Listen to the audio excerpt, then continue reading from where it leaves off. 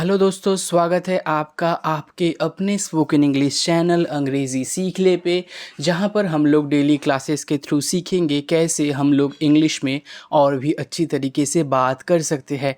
आज के क्लास में हम लोग सीखेंगे इडियम्स। इडियम्स का मतलब होता है मुहावरा। हम लोग जिस किसी भी भाषा में बात करते हैं वहाँ पर हम लोग मुहावरे का यूज़ करते हैं।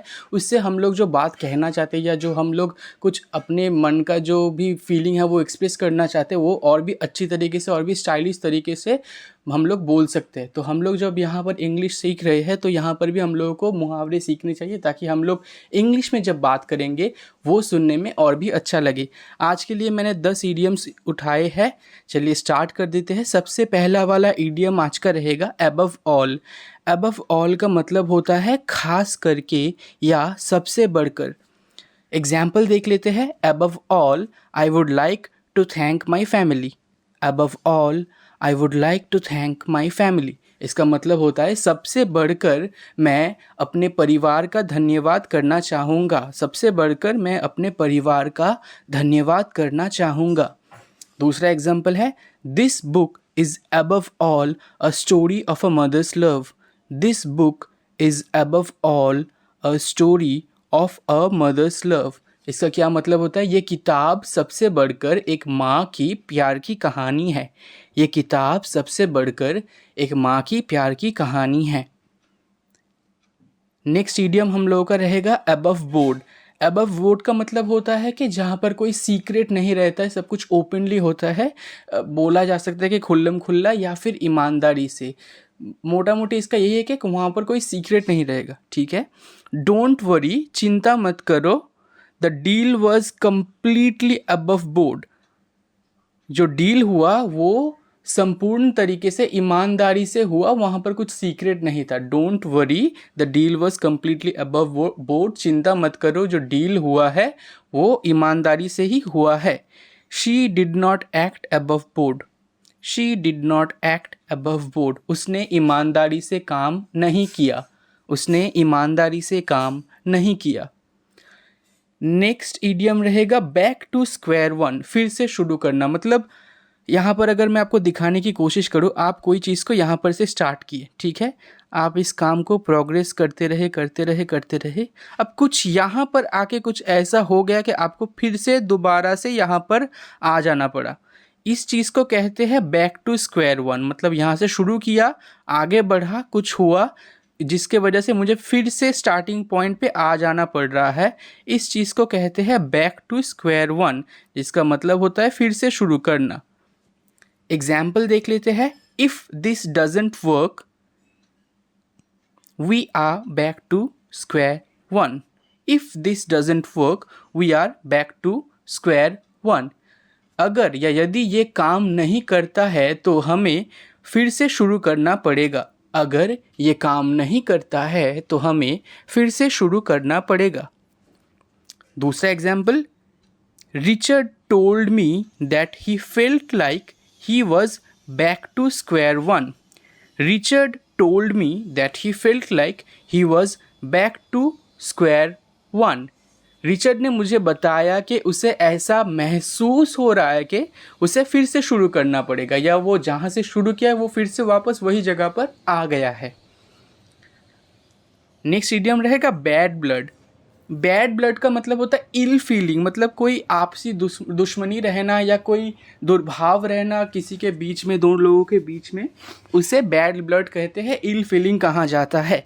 एग्जाम्पल देख लेते हैं। There is bad blood between them. उन दोनों के बीच में आपसी दुश्मनी है। There is bad blood between them. उन दोनों के बीच में आपसी दुश्मनी है। नेक्स्ट एग्जाम्पल रहेगा There was bad blood between Sam and John.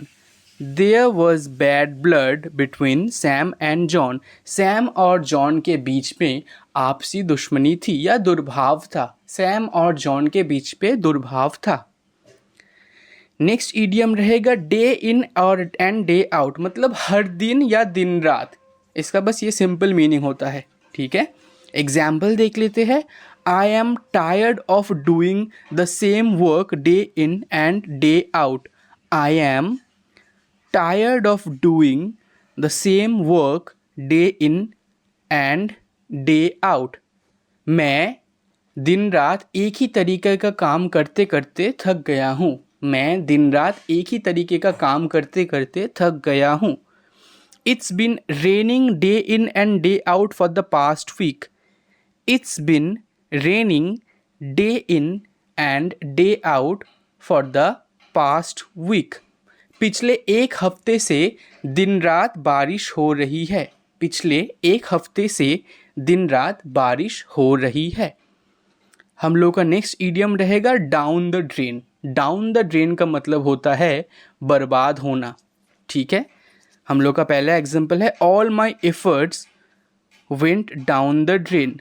All my effort went down the drain. मेरे सारे प्रयास बर्बाद हो गए। मेरे सारे प्रयास बर्बाद हो गए। दूसरा एग्जाम्पल है small local stores are going down the drain because of online shopping. Small local stores are going down the drain because of online shopping. Online shopping या ई कॉमर्स के चलते जो स्मॉल लोकल स्टोर्स है हम लोग का, छोटे छोटे जो दुकान रहते हैं हम लोगों के लोकल एरिया पे, वो सब बर्बाद हो रहे हैं। हम लोग का नेक्स्ट इडियम रहेगा fair and square. Fair and square का मतलब होता है ईमानदार या ईमानदारी से। फेयर एंड स्क्वायर, ईमानदार या ईमानदारी से। We won the match fair and square. We won the match fair and square. Win का पास्ट फॉर्म है वोन, ये वाला। हम लोग ईमानदारी से मैच जीत गए। दूसरा एग्जाम्पल है I try to be fair and square. मैं ईमानदार होने का कोशिश करता हूँ। मैं ईमानदार हूँ, यहाँ पर एग्जाम्पल है कि मैं ईमानदार होने का कोशिश करता हूँ। I try to be fair and square. Next idiom रहेगा far and away. Far and away का मतलब होता है बेशक या सबसे अच्छा, मतलब जिसका कोई कंपैरिजन नहीं होता है, जिसे हम लोग को पता है कि वो ही सबसे अच्छा है, उसका कोई तुलना नहीं होगा। फार एंड अवे, बेशक या फिर सबसे अच्छा। एग्जाम्पल देख लेते हैं। She is far and away the best actress I have seen. She is far and away the best actress I have ever seen. इसका क्या मतलब होता है? इसका मतलब होता है वो अब तक की सबसे अच्छी अभिनेत्री है जिसे मैंने देखा है, या अब तक मैंने जितने भी अभिनेत्री देखी है उनमें से वो सबसे अच्छा है, या बेशक सबसे अच्छा है। इसके बाद वाला example, spring is far and away the best time to visit the islands.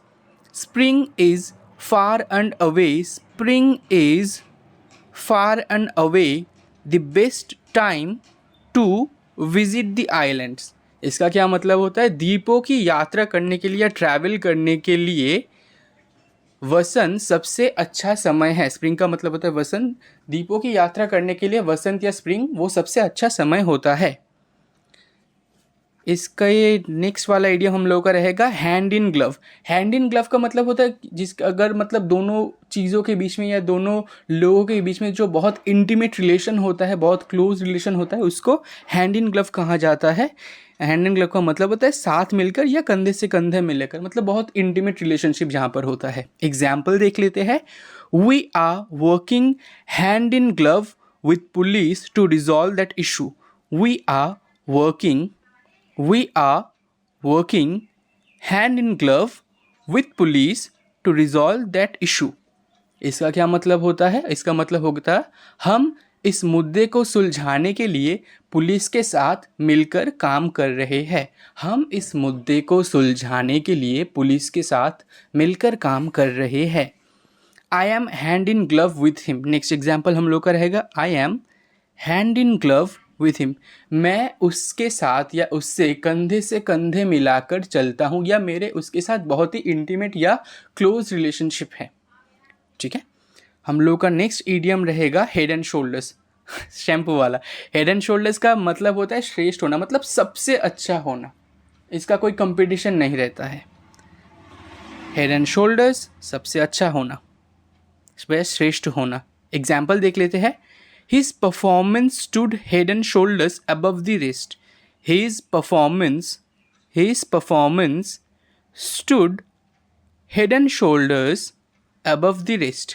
इसका मतलब होता है उनका परफॉर्मेंस या उसका परफॉर्मेंस बाकियों से बेहतर था, उसका परफॉर्मेंस बाकियों से बेहतर था। There is no competition, they are head and shoulders above the rest.